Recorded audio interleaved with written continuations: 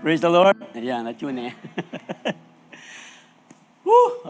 Maulang umaga po. Kaya po talagang yung mga iba siguro ay nakabaluktot pa sa higaan dahil ang sarap matulog. Pero sabi ko nga po natin, sa ganitong panahon, yung isa pong pamilya, habang pong sila ay nag-aalmusal, sa kanilang prayer, pinag-pray yung batang babae sa kanilang prayer.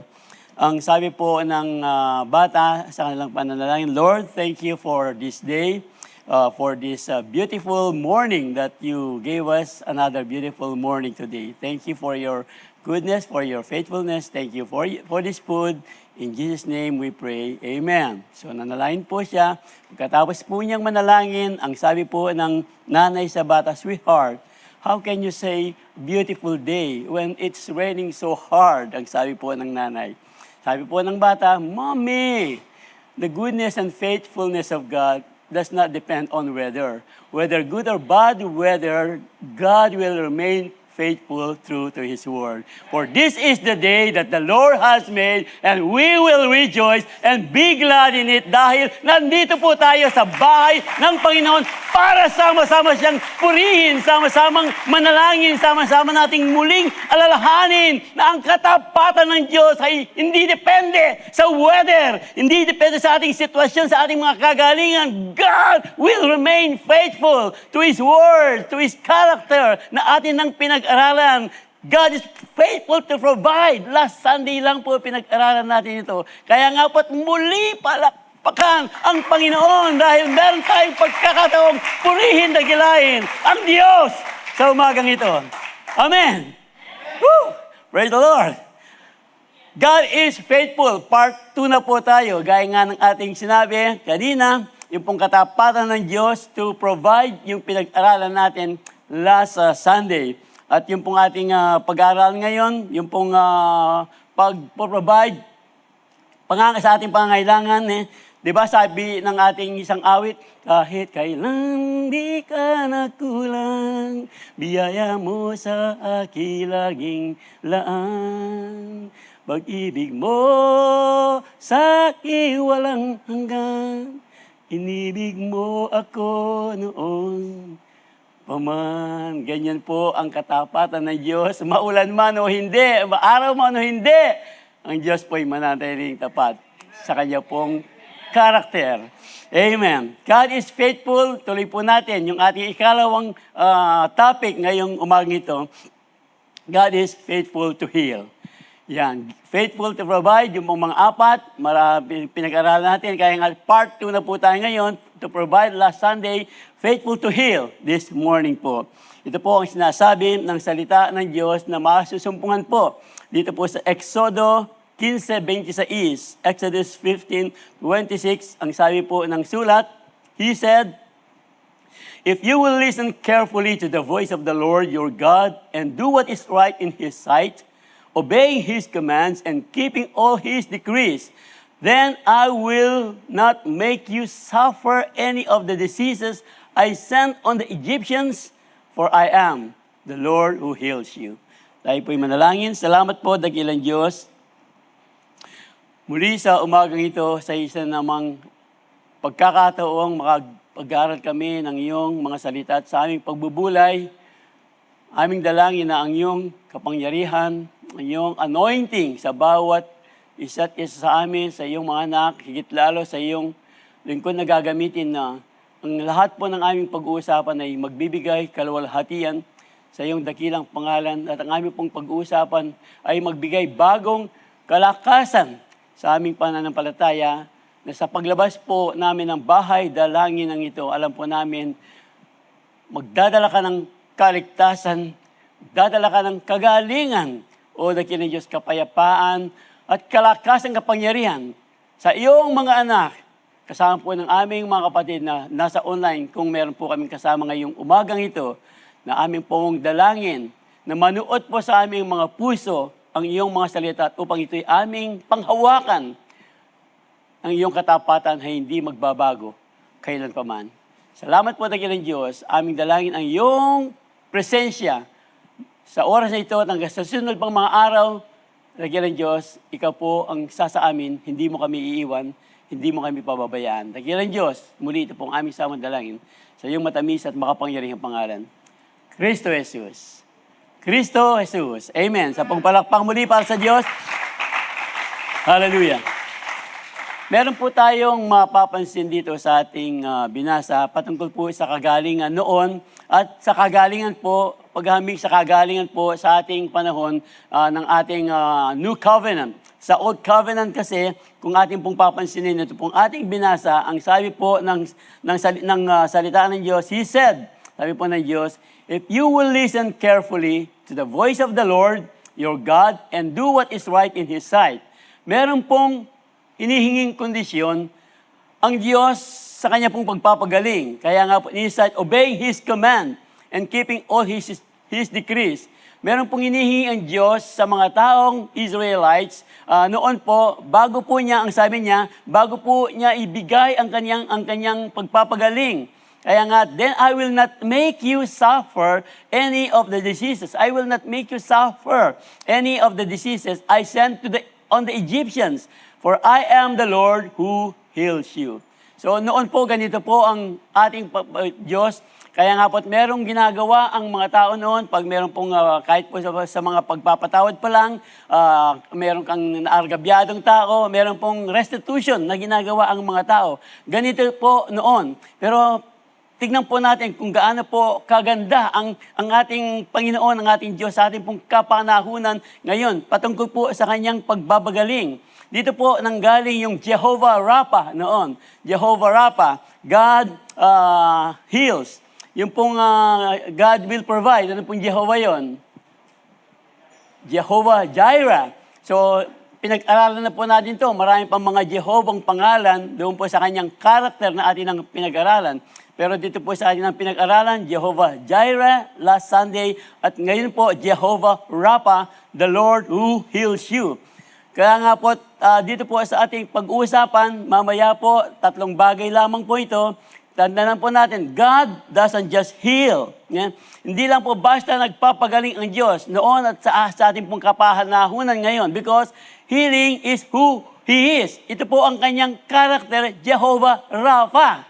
Siya po ang kagalingan. Hindi lang po siya basta nagpapagaling, siya po mismo ang kagalingan. Iyan po ang ating dakilang Diyos. Kaya nga, when sickness, brokenness, or pain comes, we go to Jehovah Rapha. Lord, you are my healer. Noon po, Lord, heal me, O Lord, and I will be healed. Pero mamaya po, mayroon pong mas matinding kapahayagan ang patungkol po sa healing na ating pong pag-aaralan. Jehovah Rapha. Kaya nga po, the God who makes us whole, hindi lang sa ating mga physical na mga pangangatawan. God makes us whole in spirit, soul, and body. Sa ating pong kabuuan. Pinapagaling po ng Diyos ang ating mga spiritual, ang ating mga kaluluwa, ang ating katawan. So, hindi po particular na healing lang pong physical, yung ating pong pag-uusapan. Ngayong umaga ito, talaga pong sa kabuuan po ng ating katauhan. Yan po ang gusto ng Diyos na gumaling. Ang bawat isa sa kanyang mga anak, ang bawat isa na mananampalataya po sa ating dakilang Diyos. Amen. Ang kaya po, hindi po tayo nagmamakaawa. You are not begging a stranger for healing. Hindi po tayo magmamakaawa. Ang sinasabi po, we are asking, you are asking our healer, your healer. Yun po ang ating bibigyang diin sa ating pong pag-aaralan ngayong umagang ito. Kaya nga po, God is faithful po to heal. Dahil God is faithful to heal, healing was paid for by Jesus. Ito po ngayon, pupunta po tayo sa ating kapanahunan ngayon. Healing is paid for by Jesus. Yung gaya po ng ating sinabi kanina, kung babalikan po natin, yung pong past sa past, pag nananalangin po tayo, para bang kahit po noon pag nananalangin ka, siguro ngayon meron ding nananalangin na meron munang kondisyon for healing. Noon talagang may kondisyon. Pero ngayon meron pa rin nananalangin. Kahit kami pong mga naunang mga matatanda nga ako saan talaga matandang Kristiyano. Noon po kasi, kahit po yung mga pastor ang turo po sa kanila, pag meron po silang pinapanalangin may sakit, ang ginagawa po, binibigyan mo ng kondisyon yung mga may sakit. O sige, bago ka namin ipanalangin, tinanggap mo na ba si Jesus? O kailangan bago na panalangin, tanggapin mo muna si Jesus, tapos pagkatapos manalangin, ito po, totoo pong nangyayari ito noon. Papanalangin muna yung may sakit, ng salvation bago ipinalangin ng kagalingan. Pero dito po sa ating pag-uusapan, hindi po ganoon ang ginagawa ng ating Panginoon nung siya po ay nasa kapanahunan ng pagpapagaling, ng talagang hindi lang pagpapagaling ng mga karamdaman, pati pagpapagaling pong spiritual, body, soul, and spirit. Tignan po natin. Ito pong noon, balikan po natin yung Isaiah 53:4-5. Ang sabi po ng salita ng Diyos, dito po natin makikita yung ating pong sinasabing, surely, Isaiah po, 4:5, surely. Pag sinabing surely, sigurado na eh. Sigurado, He took up our pain and bore our suffering. Yet, we consider Him punished by God, stricken by Him, and afflicted. So mamaya po, titignan natin kung bakit po yung mga iba, sinasabi nilang, ito hindi na sa ating kapanahunan ngayon. Ano yan? Spiritual. So, balikan po natin. Surely, ang sabi po ng salita ng Diyos, He took up our pain and bore our suffering. Yet we consider Him punished by God, stricken by Him, and afflicted. But He was pierced for our transgressions. He was crushed for our iniquities. The punishment that brought us peace was on Him, and by His wounds we are healed. And by His wounds, we are healed. Dito pa lang po sa huling talata, nakalagay na po, by His wounds. Ano po yung wounds dito? Yung pong mga karamdaman. Eh, yung sinasabi po ng mga iba, ano lang daw ito, wala na sa ating kapanahunan ito ngayon. Noon yan. Kaya nga, kung noon yan, spiritual yan. Ang sabi po ng mga iba, kaya po tayo nag-aaral para talagang mas maintindihan natin na ang kagalingan, hindi lamang noon, hanggang ngayon, nagpapagaling pa rin ang ating Panginoon. Hallelujah! Bigyan po natin ng talagang mas malalim na kahulugan po itong ating pinag-usapan, patungkol po dito sa pain and suffering. Pag sinabi po kasi nga pain, ang Hebrew word po nito is kolei. Search niya mo po ni koli, parang koli. Choli dito po, pero koli. Ang sabi po ng Hebrew word na ibig sabihin po, pain and grief. So, pain and grief.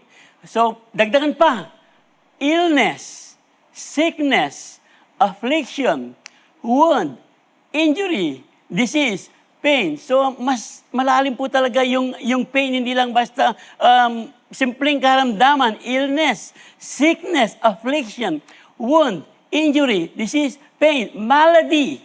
A disease, hindi po yung malantong na malady. Kasi baka dagdagan nyo ng N. Mag-iba ng kahulugan. Malady. A disease, illness pa rin. So malalim po itong ating binabasa ang pinag-aaralang salita ng Diyos.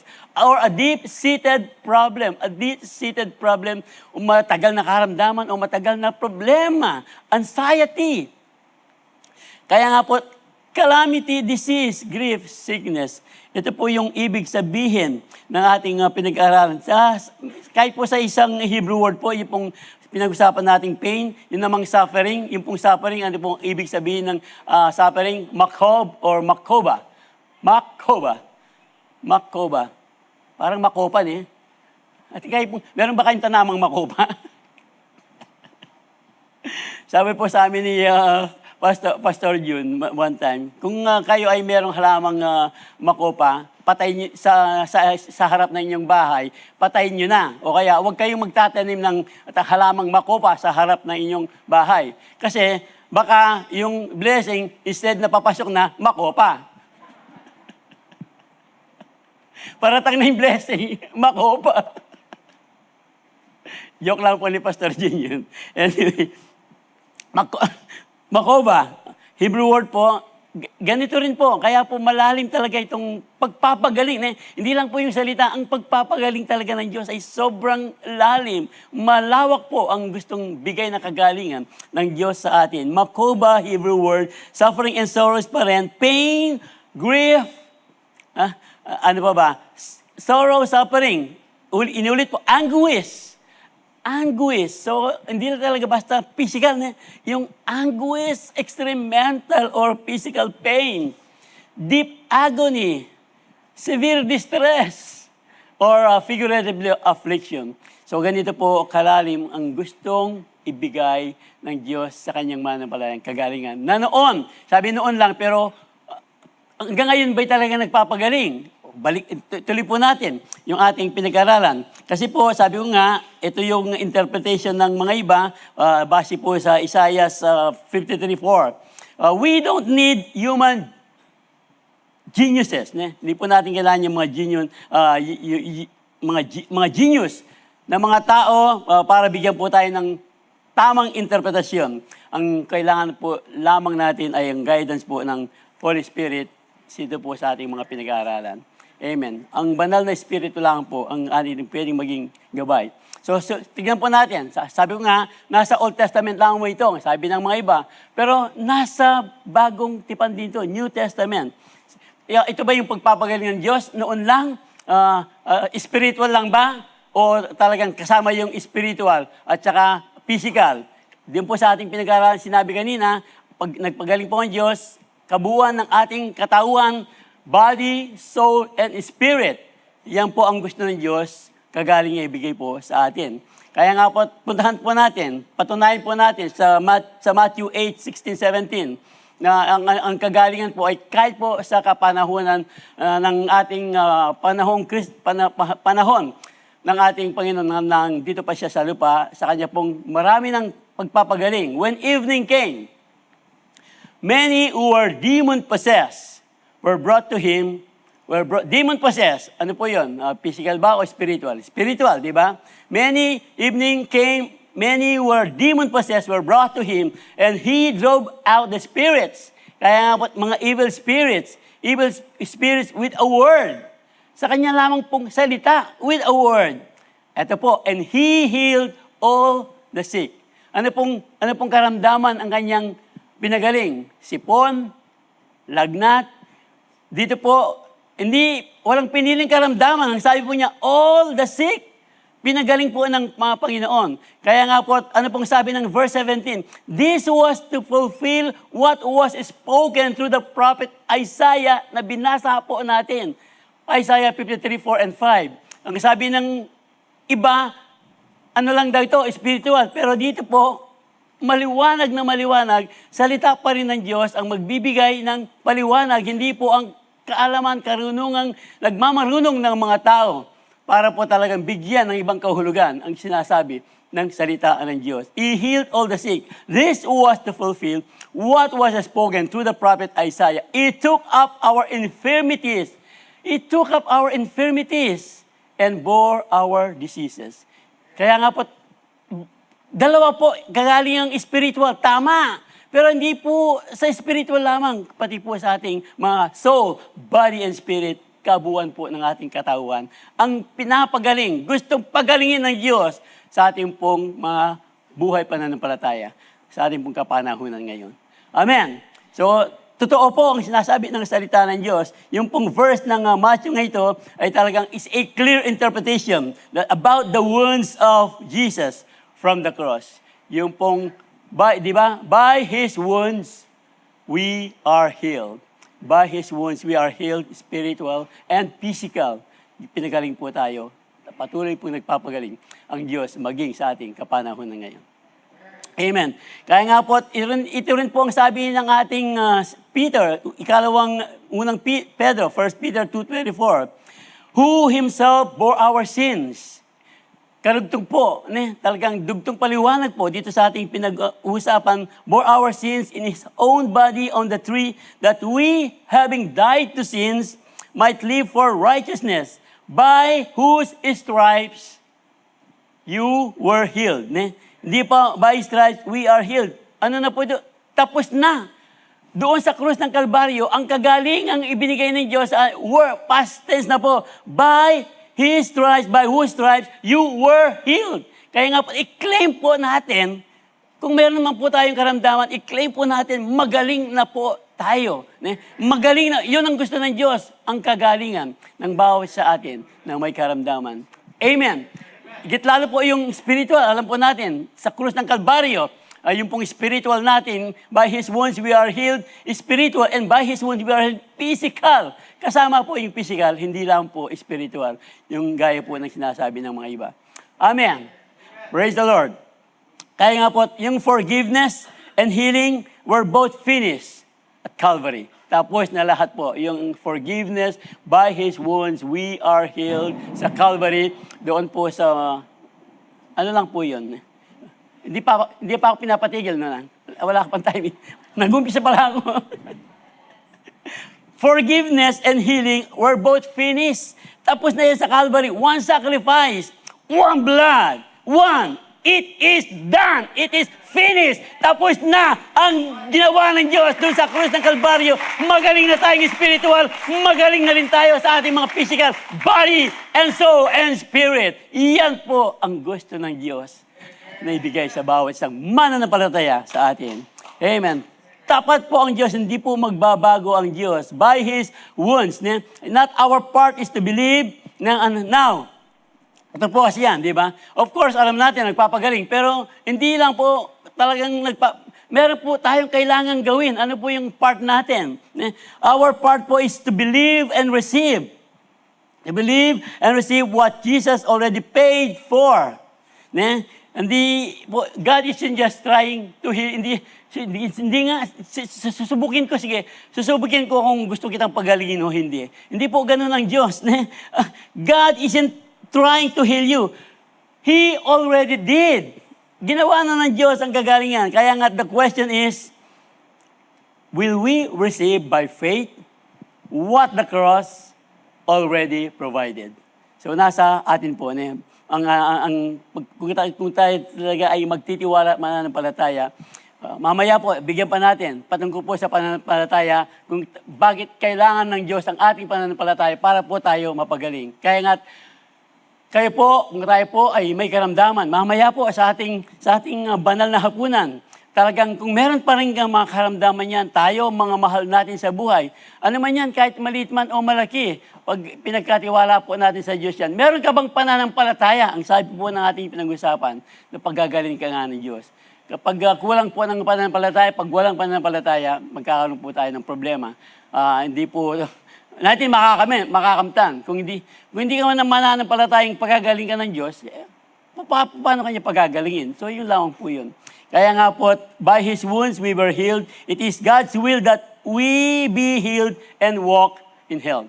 Gusto po ng Diyos, lumakad tayong lagi ng may kalusugan. Kaya lang po, nagkakaproblema ang tao, kaya kumisan, hindi siya nakakalakad ng kalusugan. Lord, meron po kasi akong pass away na siya, matagal na. Isa po nga kapatid natin, na Barnabas noon, siya po yung nagda-dialysis. Bago po siya mag-dialysis kinabukasan, ang gagawin po niya, total magda-dialysis ako bukas, kakainin ko na lahat yung gusto ko. Gusto ka ng pagaling?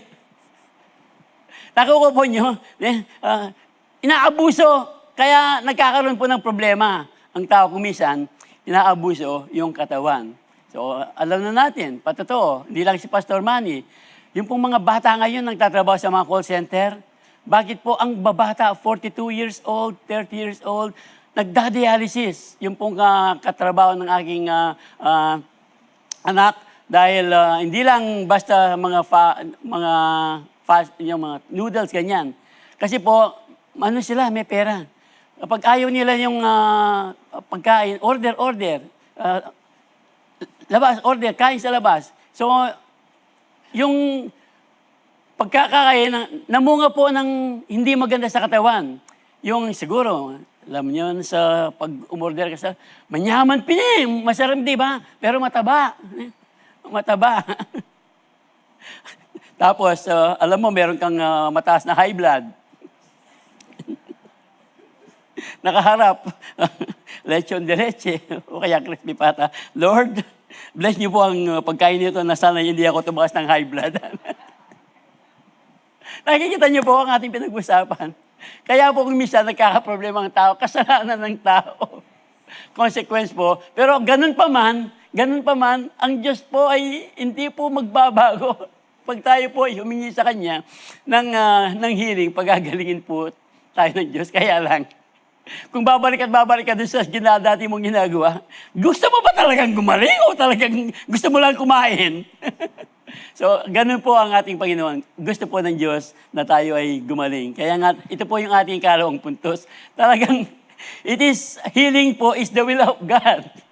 Kaya ko po naisabi ito will po ng Panginoon ang ating kagalingan sa bawat isa sa atin. Yung pong salvation, God's will po yan.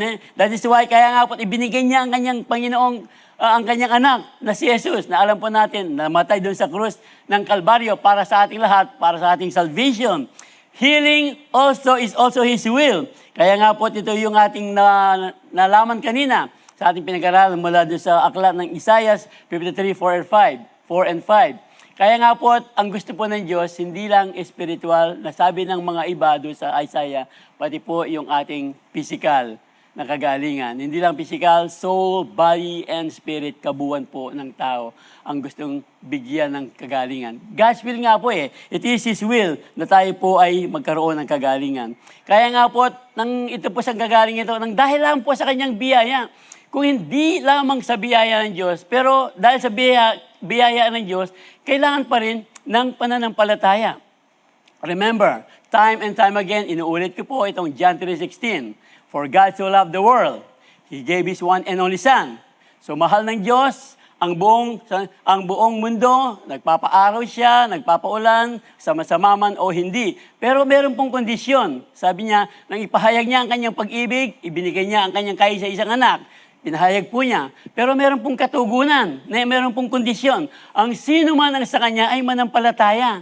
So hindi po talagang, gusto ko siyang maligtas. Sige, hindi ka na pupunta ng impyerno. Basta kahit magkasala ka na, basta gusto kitang, di ba? Nakasulat po sa 2 Peter 3:9, ayaw ng Diyos ang bawat isa sa atin ay mapahamak. So kung ayaw ng Diyos na ang bawat isa sa atin ay mapahamak, so kahit anong gawin natin, magkasala man tayo, dahil ayaw ng Diyos na tayo mapahamak, walang problema. O sige, tara, muli tayo na. Manalbe tayo ng sine. Maglasing tayo na. Magbabad tayo ng kayong kasalanan. Hindi po ganun Ang sabi ng salita ng Diyos, doon sa 2 Peter 3:9, mahal ng Diyos, ayaw ng Diyos na mapahamak ang bawat isa. Merong karugtong yun. Ang gusto ng Diyos, ang bawat isa ay lumapit sa Kanya ng may pagsisisi. Yun po yung kalawang bahagi ng John 3:16. Ang sino man sa Kanya ay manampalataya.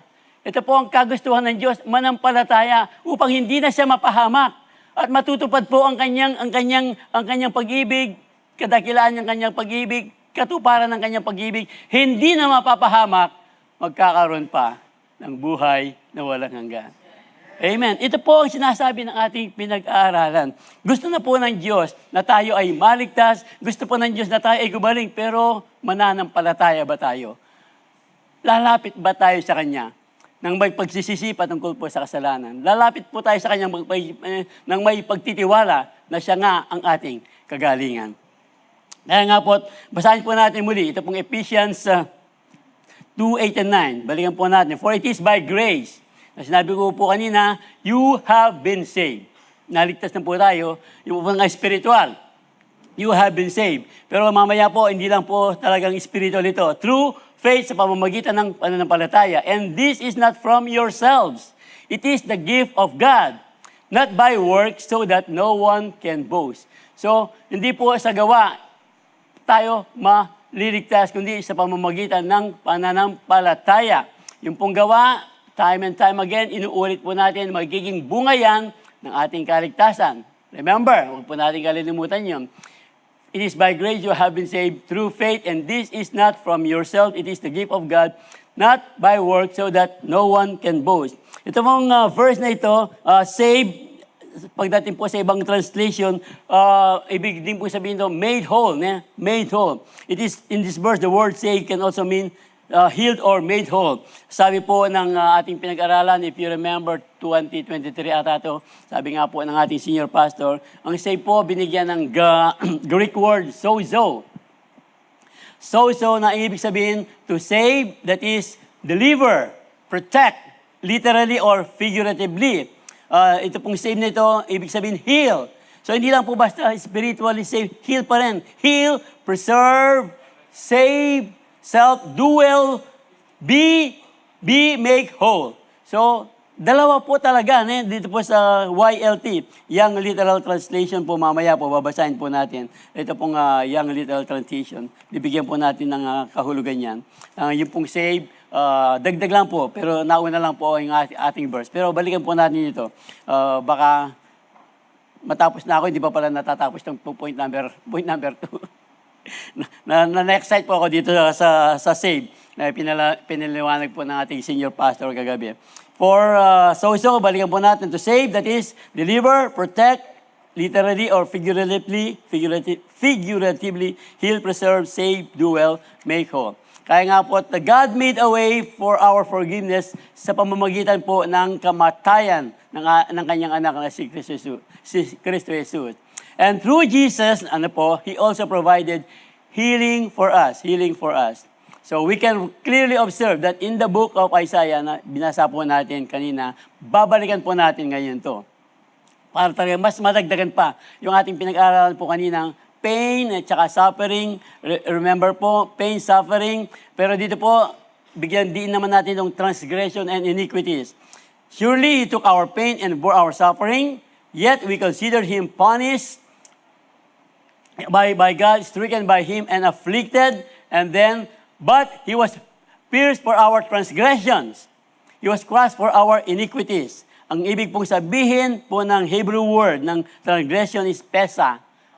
Pesa. Kanyaman natin pesa ngayon. Di ba? Yung pesa tapos pesa, meron pong warning. Kayo pumama ko eh.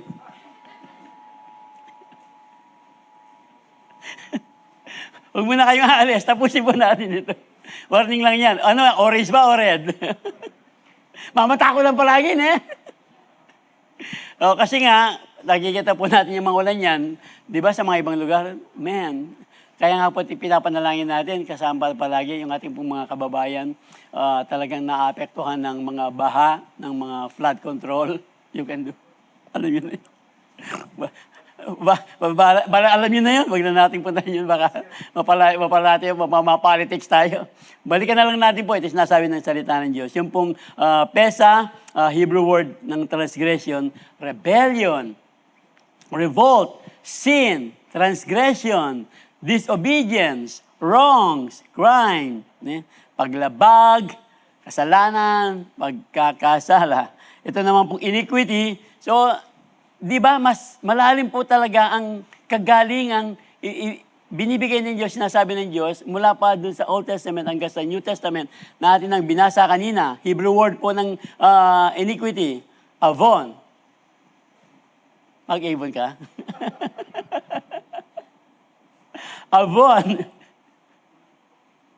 Sin, wickedness. Muli, iniquity, wrongdoings, crimes, evil deeds, faults, responsibilities for offenses, mischief, playful trouble, minor bad behavior, petty harm, punishment of iniquity, kasamaan, katampalasanan, walang katarungan, kalapas-tanganan. Ang sabi po dahil sa uling talata, by His wounds, we are healed. Wow! Wow! Ito po, lahat, ang tindi po ng ating, kanina po yung pain and suffering, ngayon naman, transgression and iniquity. Pero ang sabi po ng huling bahagi, by His wounds, yung pong wounds ng ating Panginoong Kristo Jesus, noon pa man, naka-prophesy na, nakatalaga na, man, di ba? By His wounds, yung pong spiritual, yung physical na kagalingan, di ba? Sabi na, by His stripes we are healed. Nung siya po'y talagang hinahampas, 40 minus 1 lashes. Ano po yun? Physical na kagalingan. By His stripes we are healed. Ano siya po'y mamatay dun sa krus ng Kalbaryo, yung po, without the shedding of the blood, na ating pong alalahanin mamaya. Without the shedding of the blood, there is no forgiveness. Yung pong kamatayan niya sa krus. Katuparan po, pagpapatuloy na tayo nga inaligtas. Hindi lang physical, spiritual po, kabuuan ng ating pagkatao'y gustong gumaling iligtas ng ating dakilang Diyos.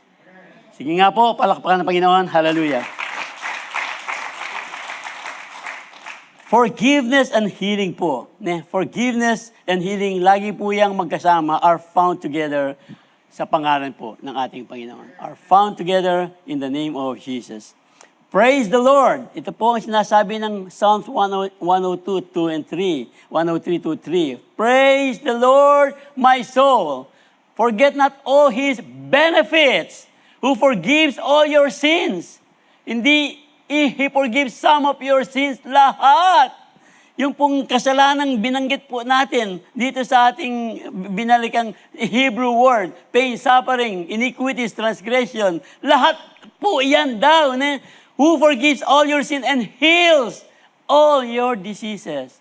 Cancer, anumang matinding karamdaman yan, maliit man, lahat po, and heals all your diseases. Ganyan po, hindi magbabago. Ang kata, faithful po, faithful to provide, faithful to heal, ang ating pong dakilang Diyos.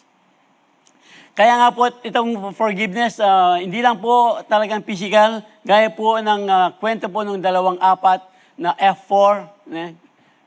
Alam niyo po yung F4, yung 4 na magkakaibigan. Kwento po ni Pastor Manny. Noon pa, ikinwento na nito, yung mga F4, yung anong panyapyan ng Pastor Manny, F4, F4. Baliyo po ng F4 kanita. Ito manal be F4. Baliyo reta ne. O piyabi-abi ng F4 yan. Di ba 4 sila na magkakaibigan? O di 4 friends. Ginawa lang, hindi lang sinama yung 4. F4 talaga. Sinorkat lang yung 4. 4 friends. O, miras ko ka rin eh. Okay, puntahan po natin yung kwento ng Matthew 9. Masutupan po sa Matthew 9. 1-8 po ito. Jesus stepped into a boat. Ang sabi po ng salita ng Diyos, crossed over and came to his own town. Some men brought to him a paralyzed man lying on a mat. When Jesus saw their faith, he said to the man, ito pong some men, 4 po ito, doon sa may ibang salin, 4 na magkakaibigan, talagang, di ba yung mat, kailangan di ba, meron dito 4. Kasi kung 2 lang, mabigat eh. Kasi po, kaya sila 4, ganito po ang nangyari. Meron pong talagang magandang nangyari dito, kaya kailangan silang maging 4. Tuloy po natin. So, when Jesus saw their faith, He said to them, take heart, son, your sins are forgiven. So, bago po natin, balikan ko lang yung 4. Kasi po, ang kwento dito, yung 4 na magkakaibigan, the F4, nung pumunta po, andun si Jesus sa lugar, sa bahay. Kaya lang punong-puno ng tao. Hindi sila makapasok kasi nga, 4 sila, paano sila makapasok? Madaming gustong gumaling. Talagang, kaya lang, wala na silang daanan. So, ang ginawa nila, alam po natin ang kasaysayan, di ba? Ang ginawa po nila, umakyat sila doon sa bubong. Yung bubong po noon, hindi po gaya ng mga bubong na yero ngayon. Clay, haystack. Talagang pinagsasamang mga putik, ginawang tile sa bubong. Ganun po ang, siguro po, hindi natin alam basta ang nangyari lang, binutas nila yung bubong. Kung paano nangyari, basta. Ako hindi ko alam kung paano nangyari. Ganun pa man, kaya sila 4, di ba? Kung 2 lang sila, mahirapang iakyat sa bubong yung kanilang kaibigan. Kaya nga, nung sila yung nagbubutas, di ba? Kung 2 lang yun, siguro, tapos na si Jesus. Hindi pa nila nabubutas yung buhong. Kaya, paano kaya nila binutas? Bahala na. Basta ang nangyayari, binutas nila. Tapos, andun sila sa bubong. Ibig sabihin, matibay pa rin yung buhong. Kahit bubong. Kulang ng bubong. Kahit nabutas na, matibay pa rin. Dahil 4 silang nandoon, kasama yung kanilang kaibigan, binababa nakatali doon sa paanan ni Jesus. So, ganito nakita ng Diyos, ang kanilang pananampalataya. Siguro, gaano kaya katindi ang nakikita ng Diyos sa ating pananampalataya? Nananampalataya ba talaga tayong buong-buo para matanggap po natin yung kagalingan ng Panginoon? Okay, so nakikita niyo po, application na po yun. Paano po tayo mananampalataya? Nasa inyo po yun. Paano ako mananampalataya?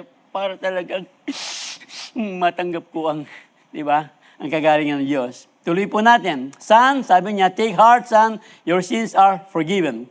At this, some of the teachers of the law said to themselves, this fellow is blaspheming. Knowing their thoughts, Jesus said, sabi po kasi nila, this fellow is blaspheming. Knowing their thoughts, sabi po ng Panginoon, why do you entertain? Why do you entertain? Nasa 4 na pala ako, no? Why do you entertain evil thoughts in your hearts? Ang sabi po, which is easier to say, your sins are forgiven, or to say, get up and walk. But I want you to know that the Son of Man has authority on earth to forgive sins. So he said to the paralyzed man, get up, take up your mat, and go home. So, muli, balikan po natin. Dito po sasabi ng ating Panginoon, pinatawad niya ang kasalanan ng tao. Kasi, base na rin, kung ibabalik natin doon sa ating Isaiah 53, 4 and 5, nandito, marahil, reading between the lines, marahil itong taong ito, talagang matagal di ba? Yung long suffering, matagal na siyang dito siguro, dahil na rin sa kanyang kasalanan. Kaya nga na ganito siya nag-suffer. Pero hindi muna sinabi ng Diyos, sige, ganito munang gawin mo, bakit ka andito? Ba't nilampasan mo? Ang dami nang nakapila. Bakit nag-overtake ka? Wala namang sinabing gano'n ang Panginoon. Basta alam ng Panginoon ang pangangailangan ng taong ito. Kaya nga sinabi niya, your sins are forgiven. Gusto pong ipakita ng Diyos na hindi lang siya nagpapagaling, nagpapatawad din siya ng mga kasalanan. Ito kasi ang tanong ng andoon yung mga teachers of the law. Sino ang taong ito? Blaspheming. Diyos lamang ang pwedeng magpatawad ng kasalanan. Ang sabi po ng mga iba doon. Kaya nga po, ang sabi ng Diyos sa kanila, para ipakita, patunayan, na ang ating Panginoon hindi lang nagpapagaling ng karamdaman, pati po yung spiritual, pinapagaling ng ating dakilang Diyos. Na binabalik-balikan po natin kanina. Remember sa Isaiah 53, 4 and 5, and so Matthew, na verse 16, 17 natin pong binasa kanina. Amen. Whew! Praise the Lord. Hallelujah. Napakasarap pong pinag-aaralan ng kanyang take up. Kaya nga po, balikan natin. So, sabi po niya, get up and take up your mat and go home. And then the man got up and went home. When the crowd saw this, they were filled with awe. Dito po talaga namangha ang maraming tao. And they praised God who had given such authority to man. Such authority to man. Na pinakita po ng Diyos, hindi lang siya nagpapagaling, nagpapatawad din siya ng kasalanan. Dahil siya mismo ang Diyos. Diyos lamang ang pwedeng magpatawad. So kung Diyos lamang ang pwedeng magpatawad, si Kristo nung panahon yon? Diyos siya. Dahil Diyos lang ang pwedeng magpatawad. Sila na mismo, parang sila na mismo ang sumagot ng kanilang sinasabi. Sino ang makakapagpatawad? Diyos lang ang pwedeng magpatawad ng kasalanan. Kung Diyos lang ang pwedeng magpatawad ng kasalanan, si Kristo nung panahon niya nagpatawad ng kasalanan ko, ano siya? Di ba Diyos siya? Sila na mismo ang nagsabi, sumagot sa kanilang, binibigyan talagang question yung pagka-Diyos ng ating Panginoon. Di ba? Pag meron pong ginagawa ang Diyos, meron pong si Kristo, meron siyang mas gustong idiin. Remember po, yung kwento ni Lazarus, nung patay na siyang 4 na araw, pwede naman siyang pumunta kaagad para pagalingin. O kaya, di ba yung, ano pa ba? Yung officer, Roman officer, sabihin mo lang by your word, gagaling no ang servant. Pwede namang gawin ng Panginoon yun Pero hinintay muna, 4 na araw, bago nakarating, patay na si Lazarus. So ano sabi ng Panginoon, nang mabuhay si Lazarus? Sabi niya ng Diyos sa kanila, hindi lang nagpapagaling ang Diyos. Ang Diyos din ay nabubuhay kahit mga patay. Kaya nga po yung ating pong mga patay na mga problema na, yung mga patay nating mga bulsa, God will provide. Faithful to provide. O miras pa kayong patay na bulsa. Anyway, so kayo po, alam po natin, ang inyo pong mga pangailangan, financial man yan, mga physical man yan, spiritual, nandyan po ang Diyos, nangakong tapat siya, magpapagaling, dahil ito po ang kanyang will ng ating Panginoon. Kaya po, kung ano man po yung binubulong ng diablo sa atin, huwag na po nating i-entertain. Ang Diyos po, ang salita ng Diyos, ang mas paniwalaan natin, hindi yung sinasabi ng mga ibang tao. Ito po yung example ng Diyos sa atin na talagang gusto niya pagalingin, hindi lang po yung ating physical, maging ating pong spiritual body and soul. Hallelujah. Kaya nga, we need to understand that sickness is the result of sin in our sinful nature na sinabi po natin kanina. Kung minsan po na yung pong sickness ay consequence po ng ating mga kasalanan, sinful nature. At yung pong diablo ang talagang nagbibigay. Kung minsan pinapahintulot lang ng Diyos. Remember po yung kwento ni Job, pinahintulot ng Diyos na magkaroon ng karamdaman si Job. Ang diablo po, pero hindi po ang Diyos, tandaan po natin ito, hindi nanggagaling sa Diyos ang mga karamdaman. Gusto nga ng Diyos, gumaling tayo. Gusto nga ng Diyos, magkaroon tayo ng magandang kalusugan. Bakit siya magbibigay ng karamdaman? Kaya nga't lagi nating dinidiin, maling-mali po yung panalangin, O Panginoon, ibigay mo lang sa akin yung sakit ng aking anak, gumaling lang siya. That is a very, very wrong. Gusto ba ng Diyos na bigyan ka ng sakit para gumaling yung anak mo? Hindi. Gusto ng Diyos, kayong dalawa, buong pamilya, magkaroon ng kalusugan, ng physical kalusugan, spiritual. Come on! Hallelujah! Ganyan po ang gusto ng Diyos sa ating mga buhay. And ito po, Acts 10:38, and you know that God anointed Jesus of Nazareth with the Holy Spirit and with power. Then Jesus went around doing good and healing all who were oppressed. Ito po yung ating sinabi kanina. Ino-oppress po tayo ng mga devil. Pero Jesus went around doing good and healing even those who were oppressed by the devil. Because God was with him. God was with him. Ito po ang gusto ng Diyos. Kahit po yung mga demonyong talagang gusto tayong, tinutuksayan ng demonyo, magkakaroon daw tayo ng karamdaman. Tignan nyo nga yung katabi nyo. Hindi po sila yan, ha? Yung demonyo po, hindi sila demonyo. Love po natin yan. They were made in the image of God. Yan. We were made in the image of God. So, okay. Balikan po natin. Marami pa po mga verse. Siguro mga ilan lang po. Ito pong Matthew 8:1-3, Mark 4:41, Luke 5:12. Pero dito po, unahin muna natin itong when Jesus came down from the mountainside, large crowd followed him. A man with leprosy came and knelt before him and said, Lord, ito po, Lord, sabi nga natin kanina, will ng Lord na tayo ay gumaling.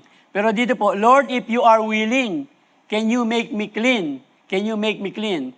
Doon po sa Mark 1:40-41 NIV. Mark. Andiyan ba yan, yung Mark? Tignan po natin. Kasi dito, if you are willing, sabi po ng lalaki ito na may leprosy, para bagang, if I am willing, dito po sa Mark, ang sabi niya, a man, same po ito, with leprosy came to him and begged him on his knees. If you are willing, you can make me clean. Di ba? Will ng Diyos. Tapos tatanungin niya, if you are willing, kung gusto mo akong gumaling, pero reading between the lines pa rin, doon pa lang sa pamputan ng tao ito, alam niyang kailangan niyang kagalingan. Pero parang kulang pa yung kanyang pananampalataya. Lord, if you are willing ko nga, kaya nga si Jesus was indignant. Nagkaroon ng, parang, hindi po nagalit sa tao, parang, tinatawaran mo ba yung aking kakayahan na I am willing? Kayang-kaya kita pagalingin. Wala po yun sa baka sabihin niyo, bakit wala siya? Wala po talaga. Pero ano lang yun, Jesus was indignant. Ano po itong, hindi talagang galit na, yung masamang galit. Indignant, nagalit po, angry. Pero ganun pa man, kahit siya po ay talagang indignant, tumugon pa rin. Tumugon pa rin. He reached out his hand and touched the man. I am willing, he said. Kasi nga, will po ng Diyos ang kagalingan sa bawat isa't isa sa atin. Lord, kaya nga pag tinatanong natin, Lord, kagalingan mo bang, kagustuhan mo bang ako'y gumaling? Parang iniinsulto natin ang Diyos pag sinasabi na, Lord, alam ko, gusto mo akong gumaling. Kaya nga, I am here now. Alam ko, doon sa krus ng Kalbaryo, by your stripes, I am healed. Kaya lagi po natin yung inaalala tuwing tumatanggap po tayo ng banal na hapunan. Kaya nga po, at anong po mga karamdaman yan, magaling na po ang lahat ng ating mga karamdaman, spiritual man yan o physical, both soul, body and soul. Come on, come on, come on! Hallelujah! Woo! Praise the Lord. Dito po, matindi po talaga ang ginawa ng ating Panginoon. Kasi po noon, pag may leprosy ang isang tao, ano po yan? Iniiwasan po yan. Yung pong may leprosy mismo, talagang sila po ay umiiwas sa tao, iniiwasan sila ng mga tao. Pero dito, Jesus breaks the social and religious law ng panahon po yun by touching. Di ba? He touched the man. I am willing. Tapos, gumaling po yung leper. Di ba? Bawal po yung lumapit yung mga leper sa mga tao. Lalong bawal hawakan yung mga may leprous. Bawal na bawal po doon. Pero hindi po binigyang pansin ng ating Panginoong Hesus. Dahil lamang sa kanyang kagustuhan na gumaling ang bawat taong lumalapit sa kanya ng may pananampalataya. Amen. Kaya nga, ito pa, nang dahil sa pananampalataya, di ba meron po tayong pinag-aralan yung babaeng inaagasan ng 12 years na ago. Ang sabi po ng babaeng ito, doon sa Mark 5:33-34, then the woman, knowing what had happened to her, di ba ang sabi po niya, mahawakan ko lang ang laylayan, kanyang laylayan, gagaling na ako. Tapos, nahawakan nga niya, nagtanong pa si Jesus, sinong humawak sa akin? Di ba sabi ng mga disciples, ika naman, hindi ganito na sa ating siguro pan, ika naman, Lord, karakalmi kayo na yan, dami-dami namin dito, lahat nakahawak sa'yo, tapos tatanungin mo kung sinong humawak sa'yo. Pero sabi po na, meron kapangyarihang lumabas sa akin. So doon po talagang nangumpisal yung babae. Ako po yun, ang sabi ng babae. And knowing what had happened to her, came and fell at his feet, trembling with fear. Sabi po niya, told him the whole truth. Tell him the whole truth kung paano siya gumaling. Mahawakan ko lang. Ang sabi po ng Panginoon, He said to her, daughter, your faith has healed you. So pag meron po tayong pananampalataya, ang Diyos po ang tutugon ng ating mga pananampalataya. Kaya nga po, ito po yung sinasabi ko kanina na YLT, yung pong save, yung pong healed ay kapares po ng save. He said to her, daughter, thy faith has saved thee. That faith, dito po sa NIV, daughter, your faith has healed you. Doon po sa YLT, ang sabi po ng salita ng Diyos, daughter, thy faith has saved thee. So, ganun pala ang Diyos. Pag nagpagaling, hindi lang po yung ating pisikal, pati po yung ating kaluluwa, na ang ating espiritu, thy faith has saved thee, thy faith has healed thee. Ang sabi po ng pinag-aaral natin. Kaya nga, meron pa, di ba? Meron pa yung the blind Bartimaeus ba ito, doon sa Mark 10:51. What do you want me to do? Ito po yung alam natin. Jesus, Son of David, sigaw na sigaw. Tapos, anong gusto mong gawin ko sa iyo? Yung blind man. Anong gusto mong gawin sa iyo? Blind nga eh. Kung bibigyan ng, ito sigurong blind nito, kung pilosopo siya, sasabihin niya siguro kay Jesus, hindi mo ba nakikita? Bulag ako. Di gusto kong makakita. Parang ganun eh. Pero, ang gusto talaga ng Diyos, yung ating pananampalataya, ano ba talaga ang gusto natin sa Diyos? Lord, basta, ang gusto ko lang gumaling. Kung ganun sinabi ng blind man ito, baka meron siyang arthritis, o gumaling siya sa kanyang arthritis. Gumaling siya eh. Pero, sinabi niya, gusto kong makakita. Base yan po sa ating pananampalataya. Ano ba talaga? Sabihin talaga natin sa Diyos, Lord, gusto kong gumaling. Ito pong aking matagal ng karamdaman. Lord, yung pong aking talagang nararamdamang hindi maganda talaga. Parang meron akong depression, meron akong kalungkutan. Ikaw, dakilang Diyos, ang aking kagalingan. So, yung pong ating pinag-aralan. Balikan po natin, babalik-balikan, yung pong Isaiah 53. At saka po yung 53:4-5, tsaka yung pong Matthew 8:16-17. Noon hanggang ngayon, nagpapagaling po ang ating Panginoon. Hallelujah. So, what do you want me to do? Balikan po natin. Jesus asked asked him, the blind man said, I want to see. I want to see. Go, said Jesus, your faith has healed you. Immediately he received his sight and followed Jesus along the way. So, ito pong ating mababarihan dito. Notice again, yung pong Jesus said to him, go, thy faith has saved thee. Sa ibang salin po, sa YLT, your faith has healed you. Dito po, sa ibang salin, thy faith has healed thee. So, ulit-ulit. Hindi lang po physical na kagalingan. Hindi lang po spiritual na sinasabi na physical, spiritual, kabuuan po na ating pagkatao. Yung pong verse na yon, na all the sick, Matthew 8:16, when evening came, many who were demon-possessed were brought to him, drove out the spirits with the word, healed all the sick. When the men of that place, Matthew 14:35-36, recognized Jesus, they sent word to all the surrounding country.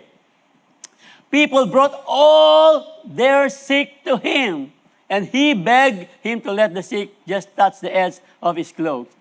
Kasi siguro nabalitaan itong mga taong ito, kahit mahawakan lang natin ang laylayan ng kanyang damit, and it happened, and begged him to let the sick just touch the edge of his clothes. And all who were, yung pong lahat all who touched it were healed. Dahil sa kanila pong pananampalataya. Di ba? Yung pong si Peter ba yun? Sa Acts naman, nevertheless, 5:14, more and more women believe in the Lord and added to their number. As a result, Peter, I believe, si Pedro ba ito? I believe so. Tama ba? Acts, nevertheless, or Paul, pero dito na lang, sige. As a result, people brought the sick to the street and laid them on beds and mats so that at least, ito Peter nga. Pala kita. Peter. Nandito kanina, kala ko si Paul na ito. Alam ko si Peter talaga ito. Peter shadow, can you imagine na? Di ba? Yung anino lang ni Pedro, dadaan sa kanila, tapos, bakit? Hindi naman yung anino na Pedro nagpagaling sa kanila. Ano pong nagpagaling sa kanila? Yung ating pong pananampalataya ang magpapagaling sa atin. Might fall on them or some of them as he passed by. And then, dun po sa next verse, crowds gathered also from the towns around Jerusalem, bringing their sick and those tormented by impure spirit, and all of them, lahat, walang pinili ang ating Panginoon, gamit po si Peter nung panahon niya, kahit po yung kanyang anino lamang, dahil po sa kanilang pananampalataya. Amen. So nga po, meron pong mga pagkakataong hindi po talaga nagpapagaling ang Diyos agad-agad. Kuminsan po, bakit kaya hindi pa ako gumagaling agad-agad? Kasi po, kuminsan po, meron pong process, yung pagpapagaling ng Panginoon sa mga tao. Hindi po agad-agad. Remember po yung 10 lepers? Yung leper kanina, agad-agad, pinagaling ng Panginoon. Yung kwento po ng 10 lepers, pinagaling ng Panginoon, pero hindi agad-agad. Ang sabi ng Panginoon sa kanila, sige, umayo kayo, pagkitan niyo inyong mga sarili, katawan sa mga priest. So, hindi sila gumaling. Abang lumalakad sila, doon pa lang sila, nakitang nagbabago yung kanilang banal, gumagaling yung kanilang mga leprosy. At meron pong isang bumalik. Di ba? Di ba 10 yung pinagaling, bakit isa lang ang bumalik? So, dito po sa bumalik, ang sabi ng Panginoon, your faith has healed you. So, your faith has saved you. So, parang sinabi sa bumalik na ito, hindi lang siya pinagaling physical, pinagaling din siyang spiritual. Yung bumalik na ito. Kaya nga po, pag pinapagaling po tayo ng Diyos, huwag natin kalimutang bumalik, magpasalamat sa ating dakilang Diyos. Amen. Yung pong mga ibang binigyan ng trabaho ng Diyos sa ibang bansa o magandang trabaho, nung magkatrabaho na, nalimutan ng magsimba, nabisi sa trabaho. So ano lang po yun, example lang po yun. Kaya nga po, pag tumutugon ng Diyos sa atin, lagi po natin ibalik ang pasasalamat sa ating dakilang Diyos. Praise the Lord. Tuloy po natin, yun pong ating pinag-aaralan. Kaya nga dito po, sabi ko nga kanina, meron pong mga instances na ang Diyos pa rin kumisan talagang, yung pong mga kulang sa pananampalataya, kulang sa pananampalataya, hindi po kumikilos ang kapangyarihan ng Diyos na magpapagaling. Mark 5:6 po ito. He could not do any miracles there because, except lay his hands on few sick people and heal them. He was amazed at their lack of faith. Then Jesus went around teaching from village to village. Another verse po, and he did not do many miracles there because of their lack of faith. So wag po nating magkulang, mawala yung ating pananampalataya para po hindi makakilos ang Diyos. Lagi pong kumikilos ang Diyos ayon po sa ating pananampalataya. Kagalingang physical, spiritual ng ating kaluluwa. When you pray for healing, stop asking. When you pray for healing, stop asking, Lord, is it your will? Ini-insulto po natin ng Diyos. Will po ng Diyos ang ating kagalingan. Will po ng Diyos ang ating kaligtasan. Kaya nga, sabi ko nga kanina, start thanking God that healing was already provided for us at the cross. So, in conclusion po, dito sa ating panghuling point, healing is for us today. Hindi lang po noon, sa panahon ng matandang tipan, sa panahon ng ating Panginoong Kristo Jesus, sa atin po, healing is for us today. Kung healing is for us today, ano po ang hinihingi natin sa Diyos ngayong umagang ito? Physical, maybe relationship, o maybe yung ating mga mahal sa buhay na nating mga mananampalataya pero nanlamig sa pananampalataya. O baka ka na, wag nawa, baka tayo ay talagang nanlalamig na sa pagdalo sa mga ating mga siyo, pagdalo sa ating mga gawain. So maraming paraan po sa ating pananalangin. Ito po ang sinasabi. Hanggang ngayon po, nagpapagaling. Healing is for us today. Because Jesus, kaya nga hindi lang po noon, Jesus remains. He is the same yesterday, today, and forever. Hebrews 13:8 po yan. Malakay 3:6, I, the Lord, do not change. Yung Diyos na nagpapagaling noon, ngayon, sa darating pang mga panahon, Diyos po na hindi magbabago sa kanyang pagpapagaling. Buong katawan po natin, soul, body, and spirit. Lahat po ng magagandang bagay, galing po sa Diyos. Yung karamdaman ba, maganda yan? Yung sakit ba, maganda? Hindi. Ayaw po ng Diyos yung mga karamdaman sa atin. Gusto po ng Diyos ang kagalingan. Kaya nga po, every good comes from God. Every perfect gift is from God. This good gift comes down from the Father who made all the lights in the sky. But God never changes like the shadows from those lights. He is always the same. Yesterday, today, and forever. 2,000 years ago, yung pong ating Panginoon, maybe more than 2,000 years ago, yung pong healing ng ating Panginoon, hindi po nagre-retire. Hindi nagre-retire. Mag-retire na ako. Painawa ko paging next week na lang ako magpapagaling. Wala pa ganun. Next week na lang kita pagagalingin. Wala ako sa mood ngayon. Parang marami kang ginawang kalokohan. Dakal gagawang kalokohan. Ala ko kayong condition. Wala pong ganun sa Diyos. Hindi po nagbabago ang Diyos sa kanyang katawan, sa kanyang talagang maging sa pagpapagaling. Physical, ating mga kaluluwa, ating spiritual. Kaya nga po, the Jesus who healed before is the same Jesus who heals today. God is faithful to heal because healing was paid for by Jesus. Kasi nga po, healing is the will of God. And today, healing is still for us today. Healing for us today. Kaya nga po, dear friends, sabi po ng salita ng Diyos, panghuling talata po ito, I hope all is well with you. I hope all is well with you, and that you are as healthy in body as you are strong in spirit. Kabuuan po ang kagustuhan ng Diyos sa ating mga kagalingan. Hindi po ito partial. God's will isn't partial. He didn't just die to save our spirit. He came to make us whole. Spirit whole. Spirit, soul, and body. Salvation po is for us total. Salvation is total. Jesus paid for our spirit, soul, and body on the cross. So, tayo po, ano man po ang ating hinihiling sa Diyos niya. Noon pa man, doon sa aklat na Isaias, nakasulat na po ang pangakong kagalingan na hindi nagbabago ng Diyos para sa isa't isa sa atin. Hallelujah. So ano man po ang ating hinihingi sa Diyos niya? Ano man po ang ating hinihingi sa Diyos?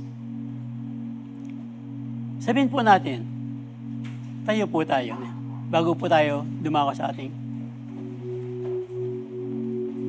Ano man po ang ating hinihingi sa Diyos niya? Yung pong ating kagalingan, physical, di ba? By your stripes, we are healed. Apa pong siya doon sa post, pinaghahampas, 39 lashes, 40 minus 1, 39 lashes. By your stripes, we are healed. Yun po ang kagalingan ng ating mga pisikal. Anong siya po'y nandun sa krus ng Kalbaryo nang umagos ang kanyang dugo sa krus ng Kalbaryo. Yun pong ating mga espiritual na kagalingan ibinigay. Ang tanong lamang po, tayo ba ay magtitiwala? Tayo ba ay mananampalataya sa kagalingan ng Diyos sa bawat isa sa atin?